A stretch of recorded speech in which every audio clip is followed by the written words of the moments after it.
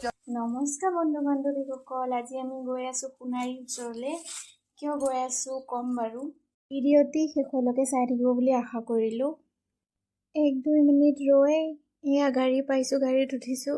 এনেকুৱা নহয়নে বন্ধু বান্ধৱীসকল, যেতিয়া আমি গাড়ীৰ কাৰণে ৰৈ থাকোঁ তেতিয়া গাড়ীয়ে নাহে, যেতিয়া ৰাস্তা পাৰ হ'বলগীয়া হয় তেতিয়া কিমান চাবা গাড়ী কিমান আহে, ৰাস্তা পাৰ হ'বই নোৱাৰি। আমাৰ ইয়াততো বহুত গৰম, আপোনালোকে জনাবচোন অসমত কেনেকুৱা গৰম পৰিছে।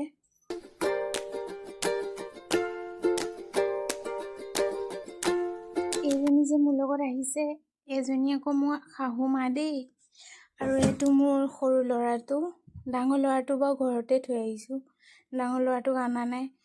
আহি দেখিলোঁ আকৌ এই দোকানেই বন্ধ, সোণাৰী দোকানেই বন্ধ। তাত থকা নম্বৰত ফোন কৰিলোঁ, ফোন কৰোঁতে কৈছে কি বোলে আমি পূজা কৰিবলৈ আহিছোঁ মন্দিৰত, তো কাইলৈ আহিবা দিয়া, আজি নালাগে। আহোঁতে দেখিলোঁ কি পূজা হৈ আছে ৰাস্তাত, তো সেৱা ভাগ ল'লোঁ, লৈ ঘৰলৈ আহিলোঁ। ভিডিঅ'টি ইমানেই ভাল লাগিলে লাইক শ্বেয়াৰ কমেণ্ট কৰিব আৰু ফ'ল' কৰিব। মই নতুন ইউজাৰ হয়, তো ছাপোৰ্ট কৰিব আপোনালোকে। Bye bye.